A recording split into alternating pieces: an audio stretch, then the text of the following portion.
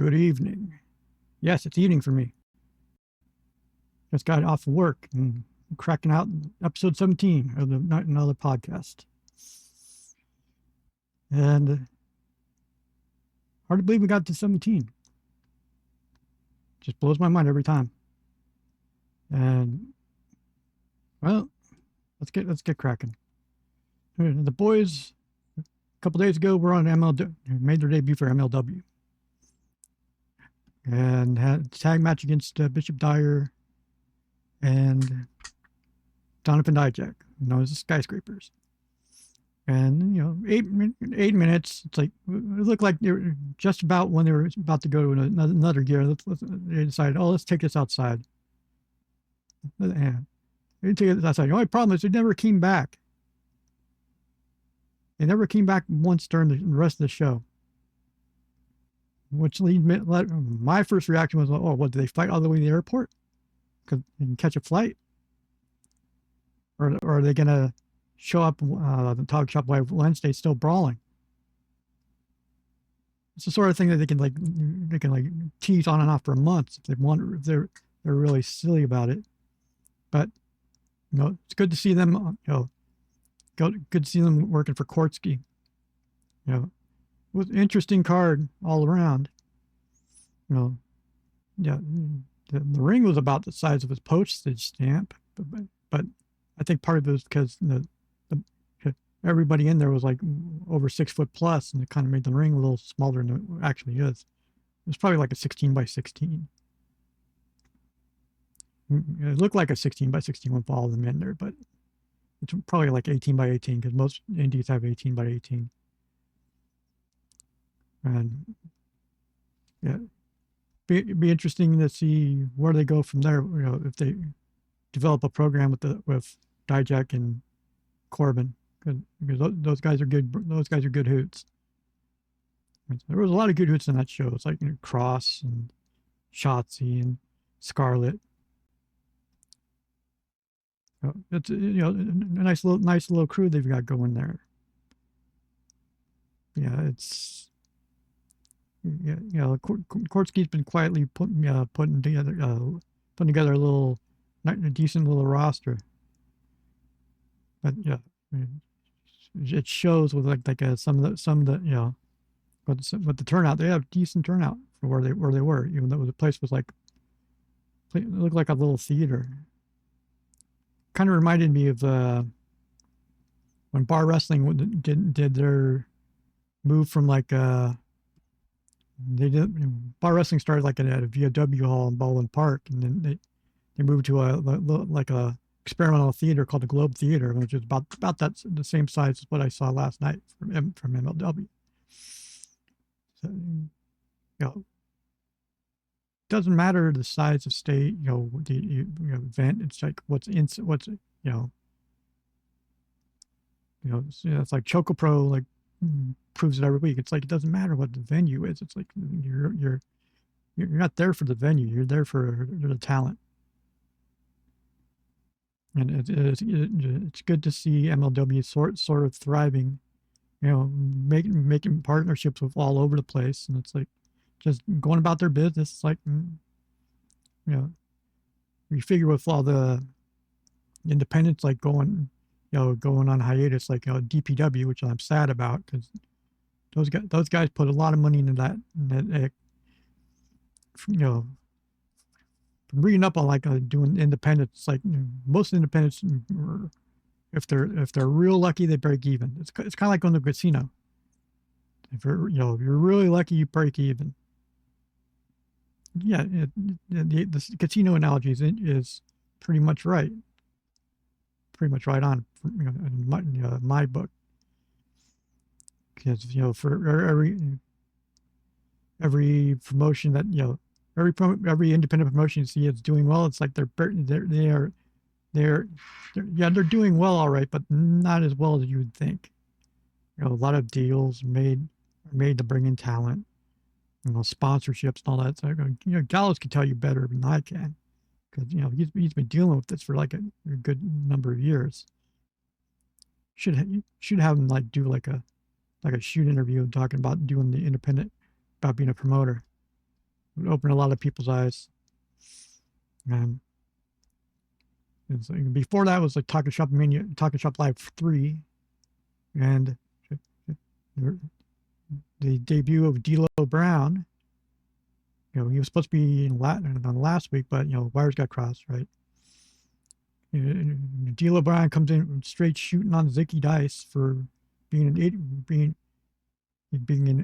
a moron for doing power slap. And it's just, and getting hurt and going to be missing 6 months, at least 6 months of work. 6 months of doing it.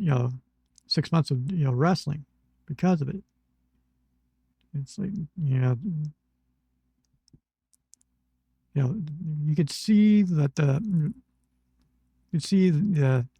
lure of the money was a little too great. It's like the consequences. It's like not really thought through on that one. But, it's like I wouldn't do power slap at all. And there's another one. It's like just saw. It was like in Australia, where it's like basically rugby guys running straight at each other. It's like an Oklahoma drill with no pads.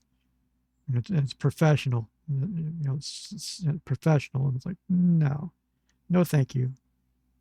Australians are nuts enough. It's like, okay, you're going to pay me for this? Yeah. It's like, no. Not interested at all. It's like, another thing that happened is like Gunn came out in the chat a couple days ago and said that there would be upgrades to the Falcon's Nest. What they are, in true Gunn fashion, it's vague. It's like basically, promise the moon and it's like, how are you gonna do it? Don't worry about it. I'll tell you later. It'll be a deep dive. They'll talk about it eventually, but not today. I mean, tonight, as I'm taping this, like will be AAW's Full Gear, which is a ridiculous, again, and it sounds like a broken record, but it's a ridiculous card. Just straight ridiculous. I mean, the one thing that's got me puzzled, though, is the Casino Battle Royal for the National Championship, and the first two guys in are Shelton, are stablemates, Shelton and Bobby Lashley. Now, if you were like a real, you're thinking with your head. It's like, okay, what are the rules of this? So you get pinned at any time, right? If I was them, I'd flip a coin. It's like, okay, heads I win tells you, heads I win tells you when you win, and it's whoever picks right, basically, gets the Duke. It's like finger poke of doom. It's like ring the bell, pop, quick pin, done. Makes sense to me. It would piss off a lot of people, but it would piss off a lot of people, and it was like Bully Ray would say, think of the heat. There would be heat, but I remember a couple of years ago, it's like New Day did something similar to what I'm suggesting, like in a 4-way tag, where it's like they tried pinning each other to get to, because hey, anyone can pin anyone. What? Anyone can pin anyone? All right, so they almost stole it. Basically, found a loophole. MVP is smart. It's like if they really wanted to lean into it, it would be, oh, I found a loophole, right? But they're not. They won't do that. They won't do that because optically it would be bad, but it's funny as hell to think about. It's it would make logical sense, at least to me. You got Jay White rumored to come back, MJF rumored to come back. It's like a whole lot of people are getting off the disabled list for AEW, and they're about coming into the right moment. It's like right when momentum's still on their side. It's like it's only gonna get more insane because they're getting right at the time they're about to announce the Continental Classic. the brackets and everything. Which, you know, the brackets will probably be hell. They might start. They might announce the brackets tonight for at Full Gear. So because first round matches are next week on Dynamite, and you know there's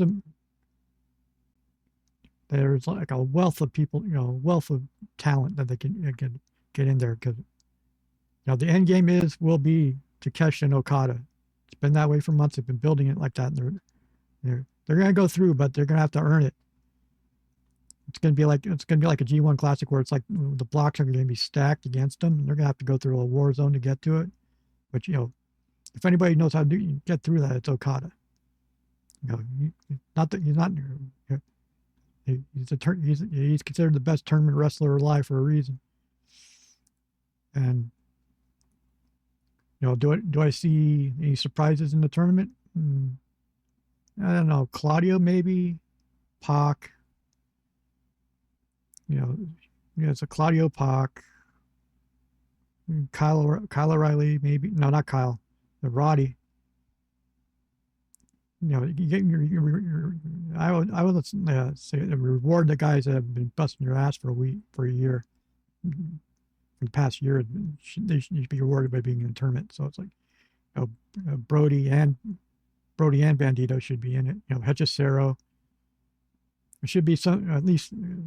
There's going to be at least 3 or 4 Don Callis people, like Josh Alexander. Oh, he's a lot. He'll be a lock. You know, it'll be when that kicks off. It's going to be magical. It's going to be magical. You know, trying to book that will be insane. You know, trying to figure it out will be insane, because you know anybody can beat anybody. It'll be really interesting to see. I mean, that's like you know, Dynamite a couple days ago. It's like the match night for me was like Shelton against Speedball. It's like, you know, styles make fights. It's like speed and power, speed versus power, right? But yeah, it was very highly competitive. You know, very highly competitive. Yeah, the ending was a little bit of a because apparently, you know, when Shelton hit the first thrust kick on Speedball, it's all, oh damn, that fuck it, call audible. I'm gonna pin him now, right? And yeah, and there was miscommunication. Speedball didn't hear that, and so they had to do it again. Yeah, shit happens, right? It's not as egregious as some stuff I've seen over the years, but it's, you know, it happened. Live TV, it's like, you know, you got one shot. It's like you know, it's not gonna be perfect. You know, it's not gonna be perfect. It's like you just roll with it, and it kind of made it. Actually, him doing it twice made him look more vicious, I think, which is, you know, great for him. It's like, you know, the match, you know, Bobby versus Ricochet. Yeah, that was fun. Bobby, you know, Ricochet talking a lot of shit, and you know, Bobby just sitting there, okay, and then the bell rang, and it's like Bobby just destroyed him. You know, hard to believe. You know, Bobby's like 50-something years old, and you know, he can still go. And it's, you know, it's very impressive, and it's like, you know, especially with his background and everything, he's a danger. He's a dangerous man. And then you got the last temptation of the Young Bucks. That's what I'm calling it. You know, teasing that should they take the Don Callis offer or not? You know, Don's doing the hard sell, and it's basically, you know, Okada's leaning on him. Josh Alexander's bossing him around. It's like, you know, they have second thoughts. You know, you can see the wheels turning in their heads. Like, should we really do this? It's like they're wavering. So it'll probably come to a head tonight. during the $1 million tag team thing they got going on. Which, anything can happen with that. It's like Kenny might come out. I'm kind of expecting Kenny to come out. I mean, I'm also expecting the cage match between Hangman Samoa Joe to be a classic. Because those two have real good chemistry. Real good chemistry together. And it's like, I'm also expecting Mox to be taken out old school Bullet Club style. If you're an OG Bullet Club fan, you know what I'm talking about. Black bag over the head. Taken out by Claudio and Pac, and one of those two is going to be the new leader. And Gabe Kidd will probably be like Gabe Kidd will be the wild card in that little thing. But it would be funny. It would be actually kind of refreshing if it was Marina Shafir that was like running shit. Did they trust her in that spot though? She has been busting her ass and doing remarkably good work over the past couple of months. But did they reward her by giving her, throwing her in the deep end like that, and basically running a faction? Hard to say. Real hard to say. That's it. Tony Storm and Mina as a team. It's like who put my Stardom in my AEW? Their entrance was full on Stardom. The match they did was full on Stardom. With Rio, it was basically it was like Joshi Fest. I approve that wholeheartedly. It's like you can see it's like the majority of the people, majority of the women in the tournament have had previous experience in Japan. There's a reason for that. It's because they know what they're doing. And they can hit hard, and it's like they know how to work real well. It's like they've had way more matches than like a lot of the U.S. women's talent by far. It's like you can consider my Cherry Bomb probably only had like about in her career about 200 something 200 300 matches. So May Saruga had that many by the time she was 22. She's 25 now. It's like it's reps. It's all about reps. That's why they always say there's like they hold Japanese, the Joshis to a higher standard than the American women's because they get more reps. They get more reps. More reps, the easier things get for them, right? It's the more you do something, it's gonna become second nature. I mean, it's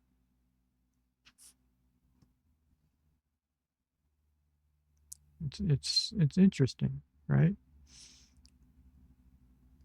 I mean, I'm kind of a little upset that Ty lost in the first round, but I can understand why. Because they've only been back together for like a little bit. There's got to be a little bit of rust. I mean, it's like they haven't really they are one of the OG tag teams, but they haven't really teamed together in a couple of years. So rather reestablish them, right? They'd probably be better doing it in the chase for it once they get more matches under the belt and together, get a little more cohesive. At least I think. I got props for Megan Bain because she's working 2 tag team tournaments at the same time. She's working the AEW one, and then she does AEW the tournament and immediately flies to Japan and does Stardom's tag team tournament, and then flies back and going back and forth, back and forth. It's like, it's ridiculous, ridiculous ridiculous jet lag, but she's doing it for love of the business, and it's only going to help her. It's only going to help her in the long run. And then you got Wrestle Kingdom 20 selling out. Congratulations. Congratulations. It's like, Tanahashi and Okada should sell out the Dome. I mean, so much history there, right? So much history. And but New Japan needs to capitalize like on the rest of the card. A lot of people are there for that, going there for that match, but they got to make sure the rest of that card is solid, because they have to build for the future still. Tsuji is their future. He's good. He's really good.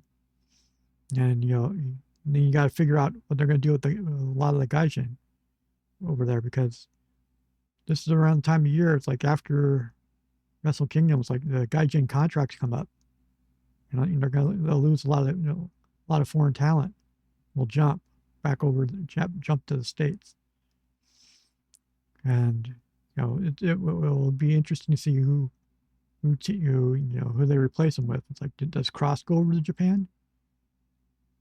Does Cross and Scarlett go over to Japan? That would be something. And considering Minoru Suzuki considers Cross a young boy, still, that would be something really funny to revisit over in Japan, I think. But who knows? It's like, you go, does Finley leave? Does Gabe Kidd leave? Does Mox vacation in Japan? Yeah, because Mox has been needing a vacation for years, but his idea of vacation would be probably go to New Japan and run do a tour or two, and that's it. That would be his version of relaxing. Drive Renee crazy. But it's interesting that Renee is starting to do like box jumps and stuff. I'm not gonna question it. It's like, okay, cool. Right. Now let's get to the Survivor Series here in my hometown. Yeah, it's great. It's like, started building the stage about 4 days ago. Hopefully it'll be done by the time time of the event. But the weather forecast says it's looking at, it's going to rain. It's going to rain at Petco Park that day, which would be worst case scenario for WWE, I think. You wanted to do it in San Diego, but you did it in the wrong month. That's what they're gonna, because San Diego in November is way different than San Diego in, like, say, April or May. Trust me on this one. It's like, there might be a chance of fog going in, but as far as the card is concerned, it's like, they were teasing Ray versus Dom, and now it's Cena versus Dom. It's like, okay, I'm having, my first reaction was like, okay, this is One Night Stand 2005, right? Because Dom in San Diego is almost as over as Ray at this point. So Cena is going, even though it's his last match, it's going to be considered, it's going to be a 50-50 split for crowd at the start. It'd be interesting to see what, see where it goes. It's like, does Ray get involved? Because Ray will be conflicted, right? You could see, you could see Ray would probably get conflicted. But I don't know. It's like the War Games matches themselves, for some reason, I'm not really interested. For some reason, it's like it's not really clicking for me. I don't, it's like I just don't really care. I can't find my finger on it. Why? I mean, but Cody and CM Punk, both of them, it's like past 3 years have been like wrestling like the same people, the same little group of people, more or less, right?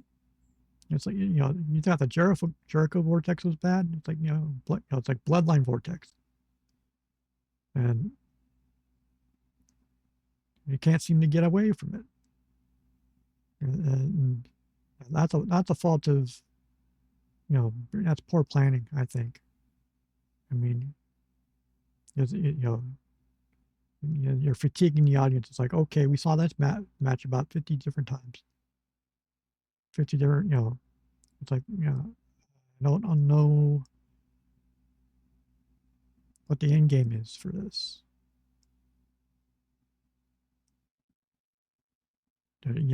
Does Punk betray everybody and join Heyman? That's probably what might happen. It's like, okay, yeah, all right, whatever. Not really. It's not really floating my boat, actually. I wish it did. It's like, the women's one, I'm sort of interested. It was only because of Io Shirai and Asuka and Kairi. The only reason I'm watching those, because they are legendary. It's like they can do anything. They do anything because okay, you notice the Joshi bias is strong. I don't care. Asuka's has proved it for the past 10+ years. So is Io. So it's Io and Kerry. They have nothing real. They have nothing left to prove. And it's like they've been they're killing it, and they're only working like only using like half their move sets, which if they really let them go all out, forget it.